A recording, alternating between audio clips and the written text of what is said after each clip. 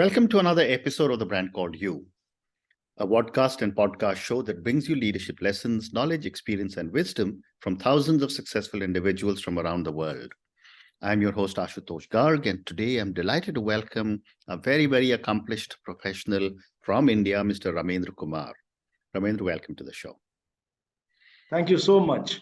It's a privilege to be on this show. Thank you. Ramendra is an award-winning writer, storyteller, and an inspirational speaker. He's an author of 47 books, which have been translated into 16 Indian and 14 foreign languages. He's worked with the Steel Authority of India.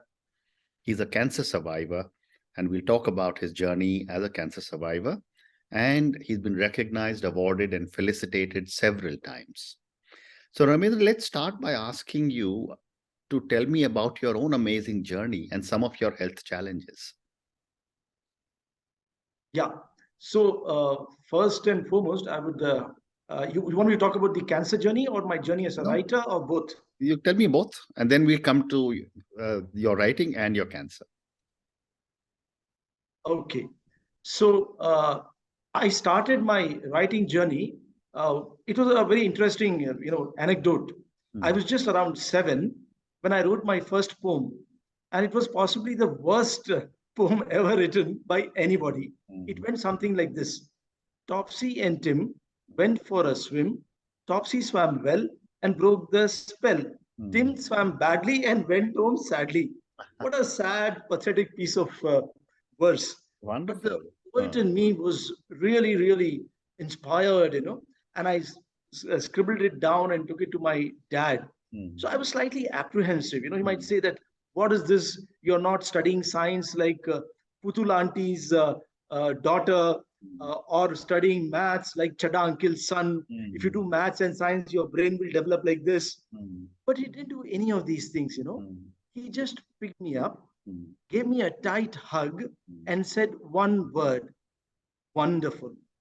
And if today I'm a writer of 47 books, 30 languages in which they've been translated and blah, blah, blah, it is because of that one word and that beautiful gesture.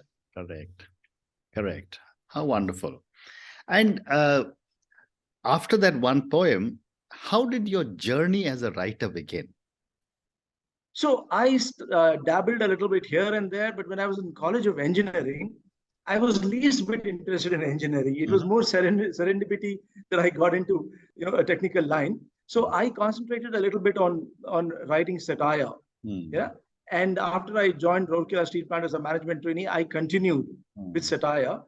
And around 95, when my daughter Ankita was 4 years old and my son Aniket had just happened. So my wife, who also worked in the same steel plant as I, her hands were full, So she gave me a lot of encouragement and motivation. She said, "You're such a useless fellow.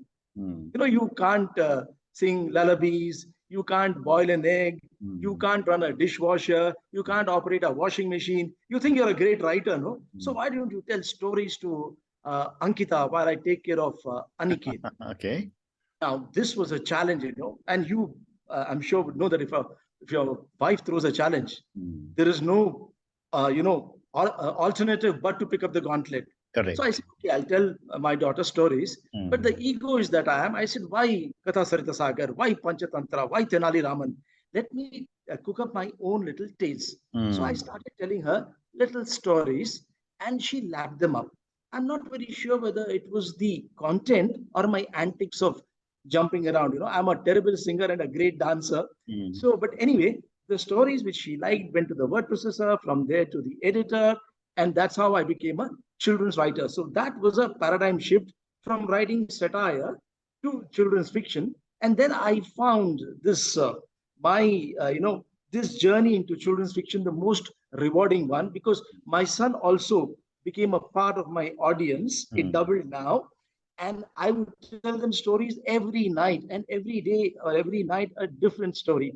So those long winter nights, those summer twilights, and those rainy afternoons, my kids and I would sit together and create a world of wonder, magic, mystery about, dwarves and gnomes and giants and princes and princesses, and get lost completely. And if you ask me even now, those are easily the most memorable moments of my life. So, if you have a short story, do you want to narrate it for our audience? I don't think I have that short a story. Okay. I don't know how much time we have, but if we have time left, I would like to definitely end the conversation with a story. Okay, wonderful. So, when you talk about writers, a question that has often been asked from me, and I'm going to ask it from you because I've written only 9 books, you've written 47. Are writers born or can they be trained? This question which I have always been asked, and my answer I'm sure is going to be controversial. I believe the spark should be there. Writers are born, but the skills can be honed. But you can't have a 6-week writing course on creative writing to make you a writer. At best, they can be tweaked. Your skills, your art and craft of writing can be honed, but writers are born, not made. Wonderful. And have you experienced what's called the dreaded writer's block? And if yes, how did you overcome it? Yeah, so though I'm a blockhead, but I have never experienced writer's block for one simple reason. I write across genres, from books for, tiny tots like 3-year-olds to grown-ups. I've written in all categories. I've written fiction. I've written sports fiction in particular. I've written fantasy, folk tales, fables. I've written graphic novels on the POCSO Act, the Juvenile Justice Act. I've written biographies, then satire, humor, poetry, and even ghazals. So whenever I get bored in writing in one particular category, I shift to another genre, and the work, it continues. So the writer's block and I somehow have never actually met. Fantastic. And do you write sequentially, or do you have more than one book that you're working on together? Yeah, that's a wonderful question. I've never been asked this, but yeah, actually, 2-3 ideas keep kind of festering, if I may use the word, a negative word, of course, in my what I call my head. So I keep shifting. Like right now, I'm working on the autobiography of mine, just adding the finishing touches. I'm also working on a novel for teenagers, and I'm writing some stories for picture book stories. So what happens is the ideas, they come to me and they keep rambling in my head, and whenever I get a chance, I go to the word processor and type them out. So fortunately, I've been blessed with my Father and the Almighty that I can keep these ideas in my head for weeks, sometimes months, and a couple of times even years. A story I thought of in 1986, I wrote it in 1998 with exactly the same characters, the same setting, and the same plot. Amazing. And given the fact that you've written on so many different genres and so prolific you are in writing, any advice for aspiring writers? Yeah, my advice would be first and foremost, make writing your passion, your ikigai. Secondly, see, writing is all about ideas, so you should be in that space of creativity and those sparks which are around you, try to accept them. And whenever you get the time, write it down. Nowadays, of course, this generation has got a cell phone. So if you have an idea, record it. And when you have the leisure, the inclination, and the time, go back and just write them down. Then never ever fear rejection. Even after my 47 books, the 48th one when I send, that apprehension is there. Suppose it gets rejected, I just pity the intellect of the editor or the publisher and send it to somebody else. Because everybody from Rowling to Ramendra has faced rejection. So it's a part and parcel of one's writing journey. Then writing is also about imagination, observation, and experience. So the more you fine tune or tweak these aspects, the better you'll be as a writer. Very interesting. So, Ramendra, let's move to your battle with the dreaded C word. Let me start by asking you, how did you feel when you were first told that you had cancer? So let me give you A slight bit of flashback, Ashutosh. My wife and I were working in Rourkela State Plant as general managers. We decided to take voluntary retirement to pursue our respective hobbies. My hobby, as you know, is writing and storytelling. And my wife's main hobby is to correcting me, Okay. which is a work in process. So, anyways, we shifted to Bangalore where our kids were. And for the first 10 months, we shifted on January 29th until November 29th. It was a blast. Storytelling sessions, creative writing workshops, 2 books of mine were released, and I was having a blast. Then suddenly on November 29th, I had some issues, so I had gone to a gastroenterologist, and he told me, like he was reading from a railway timetable, Mr. Kumar, you've got cancer, second stage, and your, colon is as infested with the polyps as they are criminals in UP politics. So, and your lifestyle is going to change. Now you're going to have to undergo radiation, chemo, surgery. You'll have to carry a stoma bag. I didn't know what the hell a stoma bag was. So when this verdict was delivered by the doctor in a very pan-face style, poker face style, I went to the canteen in the hospital, and with my family, my wife Madhavi, my daughter Ankita, and my son Aniket were sitting in front of me. And then I started raving and ranting. Why me? How come me? Poor me. I don't drink. I don't smoke. I exercise regularly. I'm slim and trim. Then how come this scourge has caught me? So then as I raved and ranted, there was anger, there was frustration, Ashutosh, there was agony, there was angst. And then suddenly when I looked at the faces of my family, I found them simply crumple. It was as if they were seeing my own death in my own eyes. At that moment, I decided I couldn't subject them to this torture, and the narrative had to shift. I had to I had to indulge in a paradigm shift. I have always battled the toughest of odds, and I've had a very, if I may use the word, terrible childhood. I'm a suicide survivor at the age of 15. At the age of 16, my mother, she actually eloped with a young man, 20 years a junior. And you can imagine in 1977, if a middle class housewife indulges in this, the shit really hit the ceiling. And then I suffer from a condition called brittle diabetes, where the readings jump from hyper to hypo and the other way around. I also suffer from silent thyroiditis. I had a condition which may be loosely described as something called hemangioma, where my vocal cords were being suppressed by a polyp, and I was really losing my voice. So I battled all these scourges with my exclusive mantra of managing every tumor with humor. So I decided, when faced with cancer, I had to go back to this mantra of mine. Correct. And make sure that I, as a writer, as a storyteller, as an inspirational speaker, my response is completely different. I'm not going to go down. I'm going to fight it out. So I was in my condition, if I may sum up, it was like I, survived 3 septic shocks. The probability of survival of 1 septic shock, Ashutosh, is only 20 to 30%. Yeah. So on 3 occasions, I went and knocked on the door of death, shook hands with Yamraj, and walked back. Fantastic. I survived 4 surgeries, 4 major surgeries. I went through 10 rounds of chemo. My hair has come back. And 5 rounds of radiation. I was in the ICU for 40 days. And through this entire journey, I was, I tried my best to be as upbeat as possible, but it's really, really very difficult. It is. 2 days after my radiation, I and Ankita put up a dance video, talking about my cancer fight.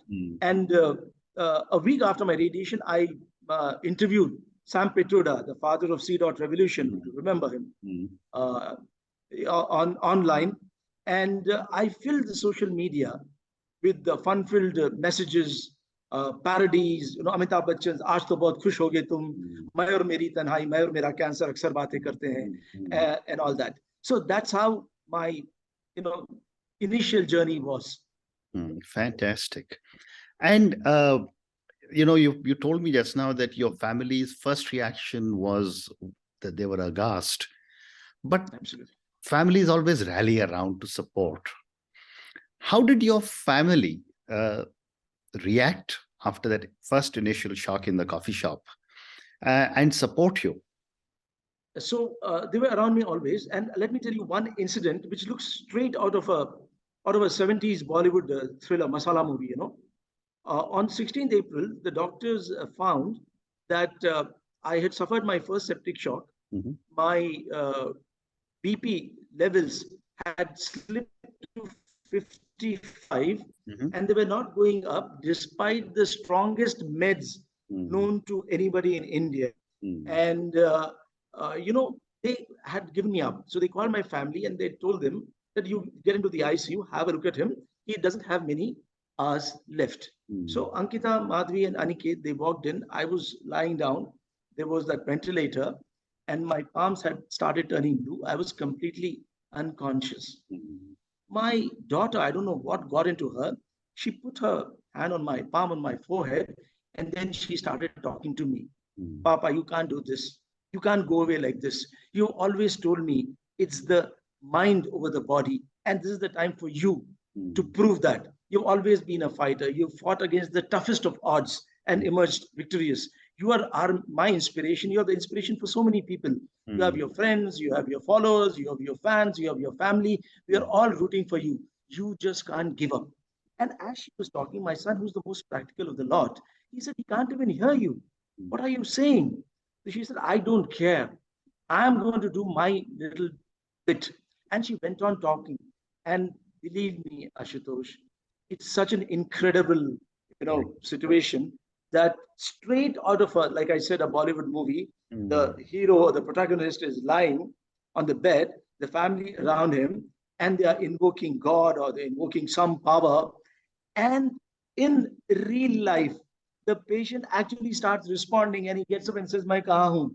But this was real life. It was not celluloid. And yet, as my family wondered, they stood there awestruck, the BP levels actually started rising from 55 bit by bit, and every little milestone was cheered by my family. Aniket and Madhvi also, came into the picture and they started cheering me up. And when the BP rose to 117, Amazing. and then it hovered between 117 and 124, the doctors appeared and then they took me for a surgery. Now, when I asked about this situation, to a retired professor of psychiatry in NIMHANS and said, how do you explain this? So he said, the allopathic doctors, the Unani doctors, the Ayurvedic doctors might not agree. But let me tell you, there is some power. There is something called faith. There is something called energy, which cannot be defined by science. Correct. And there was at that moment some energy which connected you and your daughter. And that's how you could surmount this almost impossible barrier and come out of a situation which was as parallel to death as possible. In fact, one doctor told my wife that Ramin's condition was like he had got into an accident, a very serious accident, and walked into another accident on the same day. And when later I asked him what my condition was on a scale of 1 to 10, he said, Ramin, your condition was 12, as complex as 12 on a scale of 1 to 10. Amazing. So one more question, and then I'm going to come to ask you about a story that I want you to narrate. When it comes to cancer, why is it that people don't want to talk about it? I know so many people, and I've lost two very, very dear people to cancer. My youngest brother, we lost him 10 years ago to colon cancer in America. I'm so sorry. But why is it that people don't want to talk about cancer? I think it's because of the word is associated with the death and dying. The media, Bollywood, Hollywood, and the general, our society has made this out to be a kind of a scourge, the big C, you call it, and people, when they hear the word, they are half dead, And let me just add that when this thing hit me, instead of crumbling, or crumpling, I started going, like I said, on social media and all that. And the response from my friends, and if I may call them followers, immodestly, was really amazing. There was a doctor who, told me that this is the kind of response we want from cancer survivors, or rather cancer warriors. There was one person who said that, my dad suffered from some kind of a disease of the artery. He wasn't getting up. But when he saw your video with your daughter, he made an attempt and he actually walked. Now tell me, how heartwarming is that? I've been compared to Rafael Nadal during the Wimbledon when he suffered from the injury in his abdomen. I've been compared to Rajesh Khanna of Anand. So what happens is, I believe that if you create an ecosystem of positivity, the entire universe, comes together to offer you succor, solace, and strength.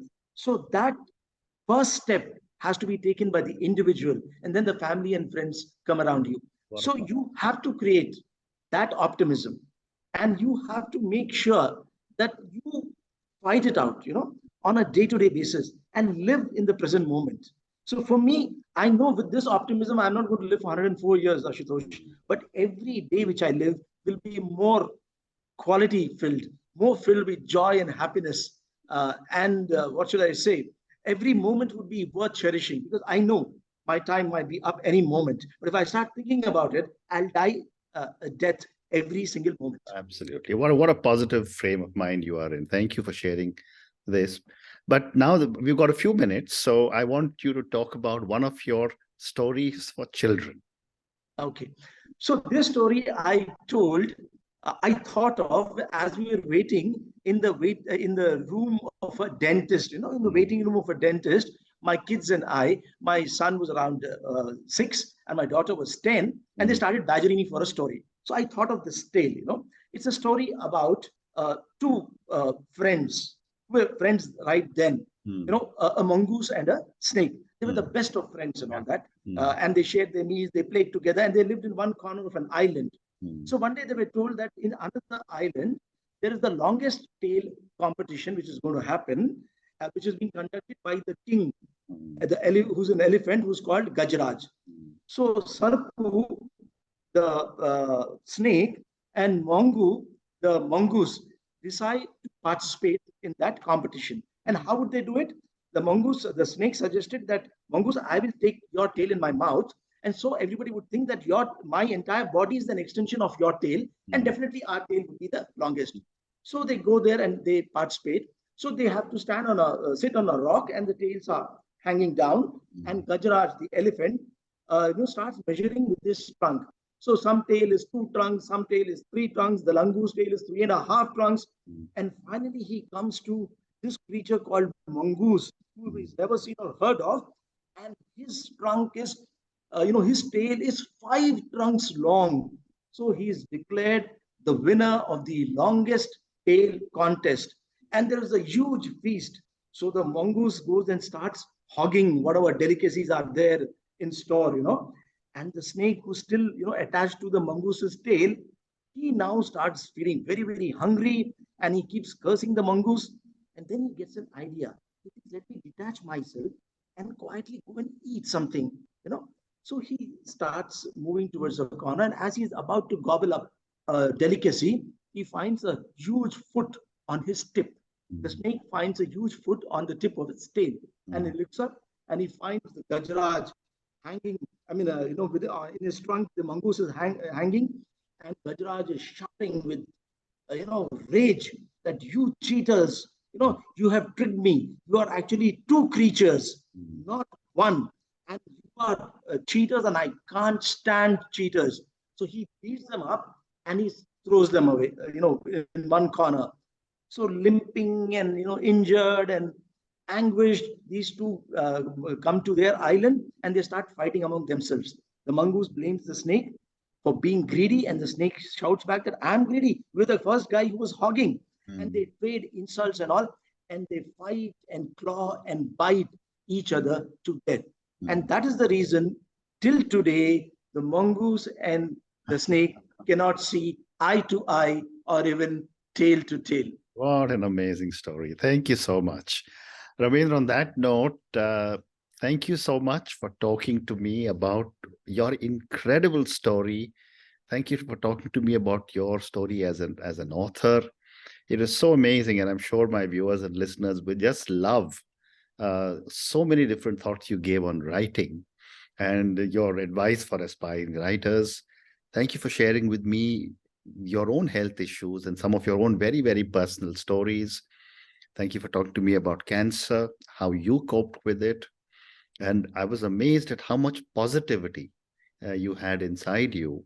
Thank you. And full marks or kudos to your daughter, your son, and your wife for standing by you during Absolutely. such a difficult time. And thank you for your story. I finally now understood why the mongoose and the snake are always fighting with one another. Thank you again, and good luck. Thank you. Thank you. Thank you. Namaskar. Thank you for listening to the Brand Called You videocast and podcast, a platform that brings you knowledge, experience, and wisdom of hundreds of successful individuals from around the world. Do visit our website www.tbcy.in to watch and listen to the stories of many more individuals. You can also follow us on YouTube, Facebook, Instagram, and Twitter. Just search for the Brand Called You.